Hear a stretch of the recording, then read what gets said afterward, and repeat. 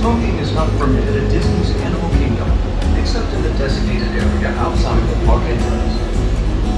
Please collect your belongings. Watch your head and step as you disembark. Take small children by the hand and follow the walkway to the main entrance. As you approach the entrance, please keep your party together. Thanks for riding with us, and have a wild time here at Disney's Animal Kingdom.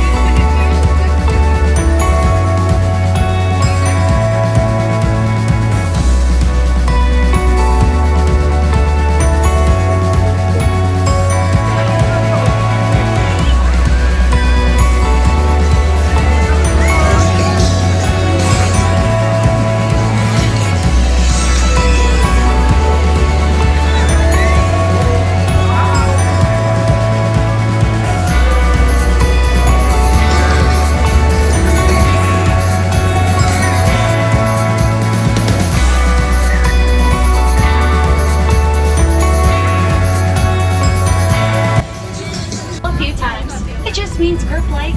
They don't have hands to use, so instead they gotta use their tongue to do daily activities such as eating or cleaning themselves.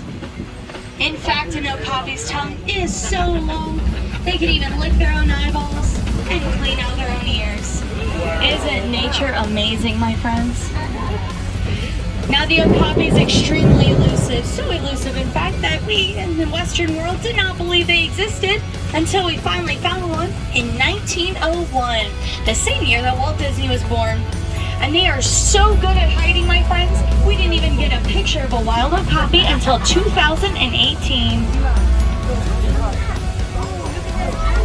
Crossing the road, and on the right-hand side up on the hilltop there, is going to be. Make sure you are seated at all times, my friends. You must be seated at all times. This is for your safety, as it is a 6-foot drop to the ground. On the right-hand side are those bongos. Males and females do have those horns on their head. They are twisted and angled toward their backside. It is shaped and angled like this to help them maneuver quietly through the thick brush they might encounter.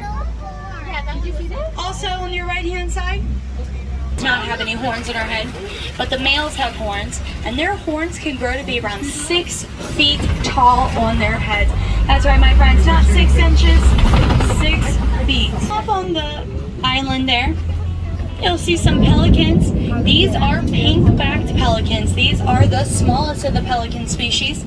They get their name because during the breeding season, their skin on their back turns pink. Hence the name.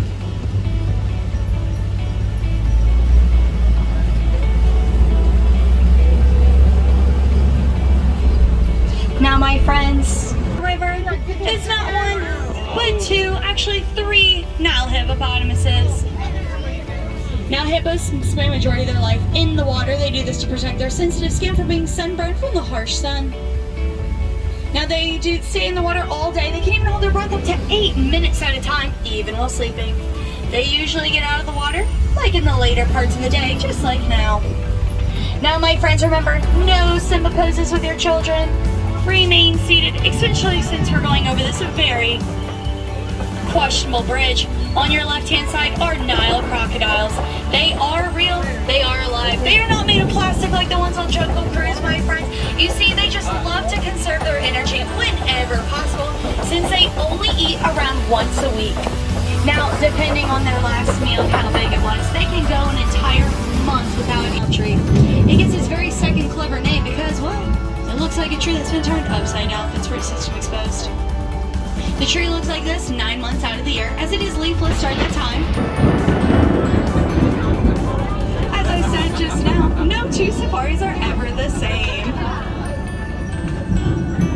Now, my friends, I believe right back there, back by the rock formation, you are a little bit higher up than me. I'll move slowly.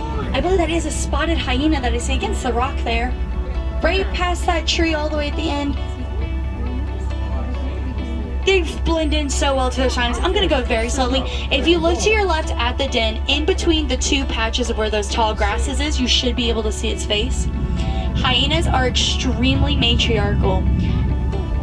So much so that the youngest born female is already higher in societal standing than the oldest, strongest male. A group of hyenas can eat an entire zebra in less than 30 minutes.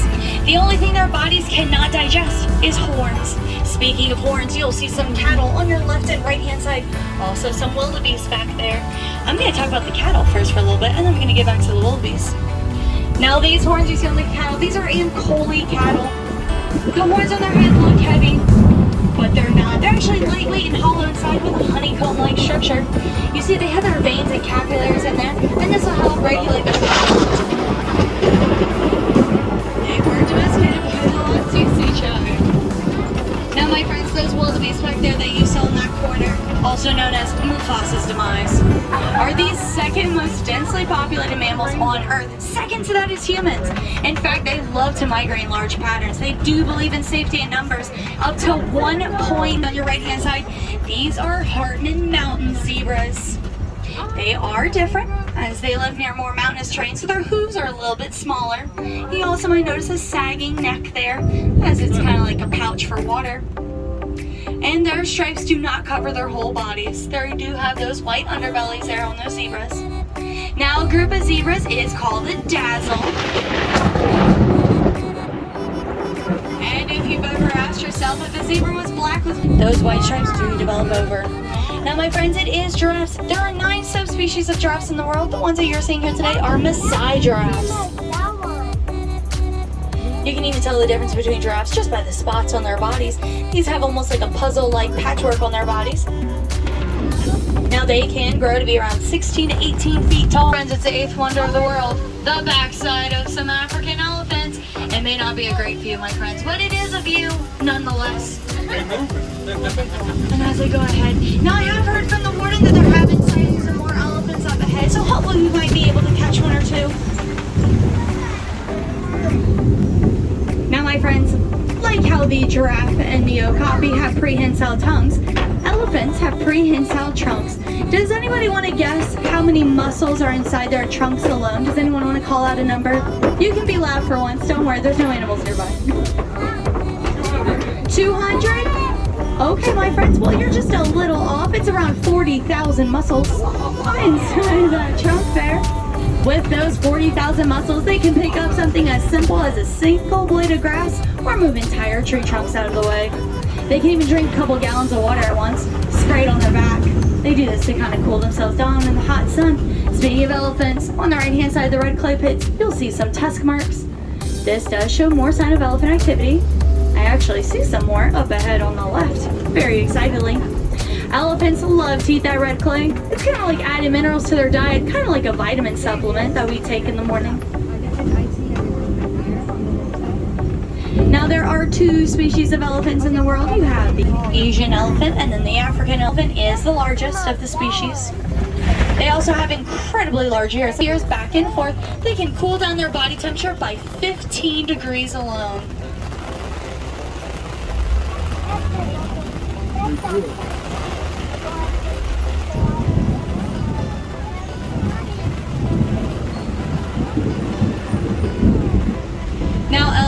mature.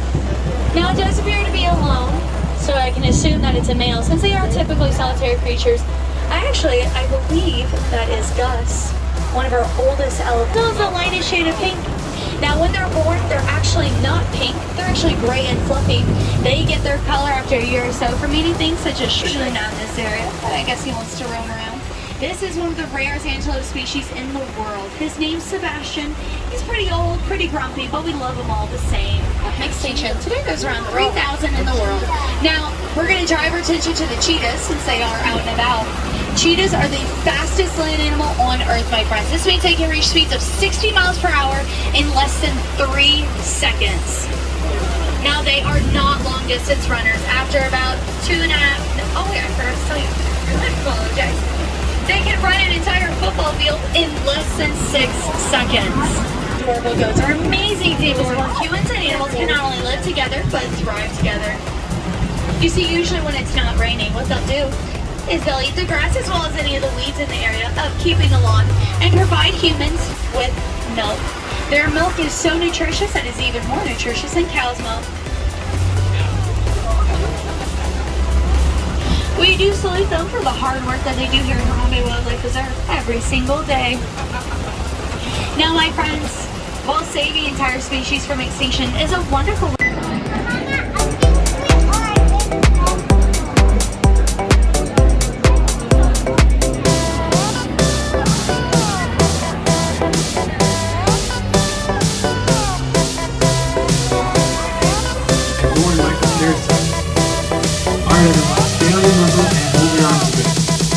Okay, start scan.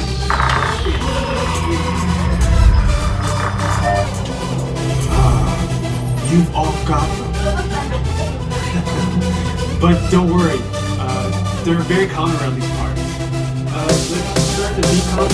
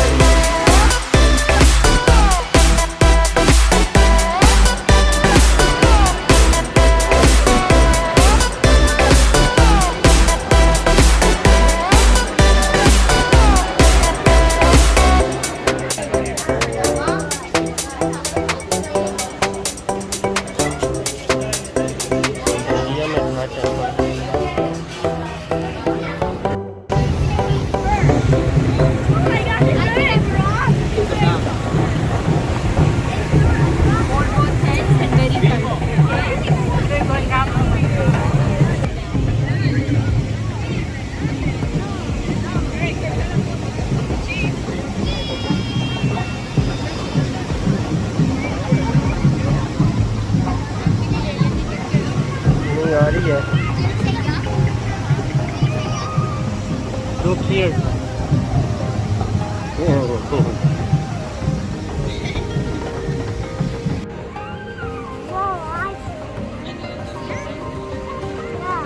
Whenever I see those, I think of Skyfall.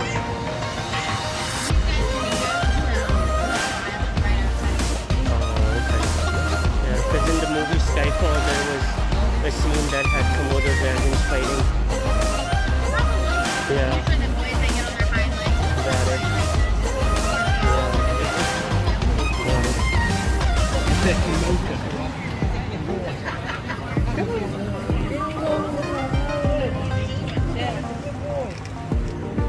Is it a boy?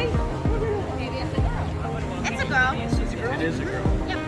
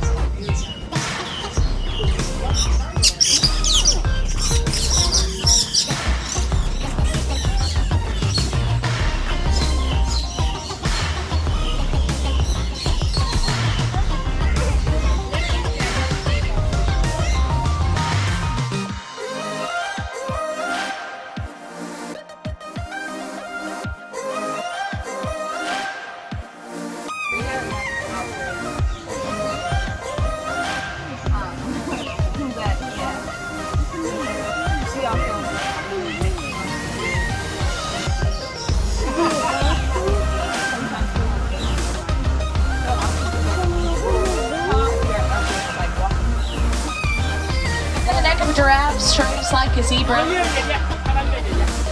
Now, do not let those party pants fool you, my friends. They are not related to this thing, just like our hands. Remember that word, it'll be coming up again a little bit later on.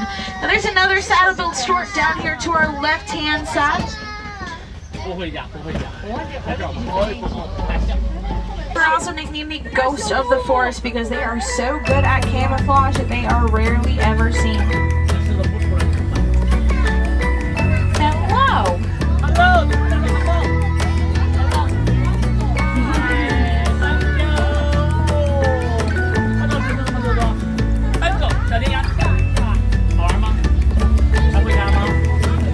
Now also on our left-hand side, on the other side of this bamboo, there are a couple of tan antelope called the greater kudu.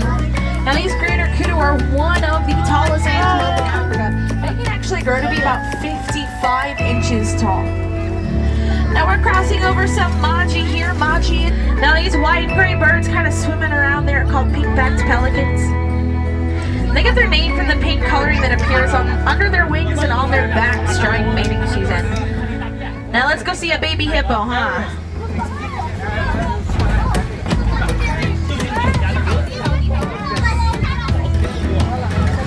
There she is.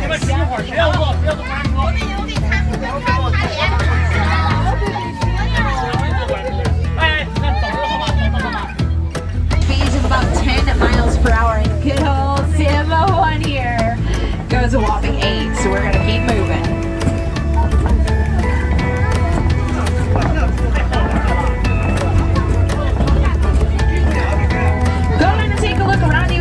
It looks like the vegetation is changing slightly, which means we're coming up on another ecosystem. Coming up on the right hand side, you're going to find a very large, different looking kind of tree called the baobab tree. This is also known as the upside down tree because it looks like its roots are on the top. Now its branches go leafless like this for 9 months out of the entire year. During those 9 months, it's saving water in its trunk for the hot and dry season, so animals have access to some source of water. And that's why that tree is also nicknamed the Tree of Life. Now it also marks our entrance into this new ecosystem called the Savannah. Go ahead and take a look out to your left. This here is my favorite view of the whole reserve.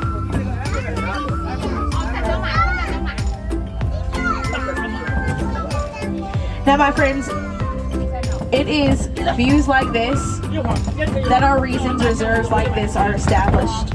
So we can research, preserve, and protect every living thing that you will see out here, whether that's the animal or maybe even just their homes to the wildlife around them.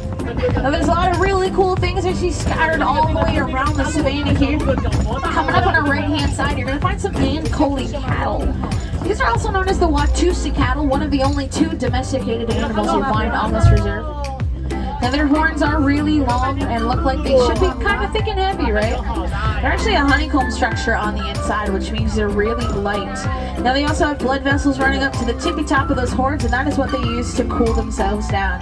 Now this one's going to be kind of hard to see, but if you take a look at the den to our left, and behind the den on the hill, there's a little tan thing. That's actually a hyena laying in the grass up there. That's a spotted hyena. The reserve has 2 of them. They are nocturnal animals, so they're probably going to be nocturnal, means that they are more active at nighttime.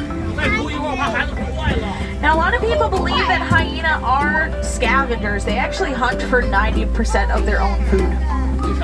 Now, they do live in a female-dominant pack, meaning that the lowest-ranked female is still higher ranked. Big this one that's up ahead to our right is. So these are called eland. We talked about the greater kudu back in the forest being one of the tallest antelope in Africa, and these eland are the tallest. They can actually grow to be about 6 feet tall at the shoulder. Now this one on the right hand here on the hill, he is not even fully grown yet, and if we pull next to him, you can see just about how big he is. He's huge. If he were to stand next to my door, his back extends like 6 inches taller than my door. Over to our left-hand side is a whole tower of twiga. Tower is the group name for twiga. Twiga is Swahili for giraffe. These are Maasai giraffes, and we know this because of their very jagged edge pattern. Now, just like our fingerprints, no 2 patterns are ever the same. They're all extremely unique, and that goes for the stripes of the zebra as well. Now, there are a couple of young ones out there. And when they're born at about 6 feet tall. They can grow to be about 18 to 20 feet. Give or take about a foot for their tongue. pretty grown up, and altogether this is definitely a her female.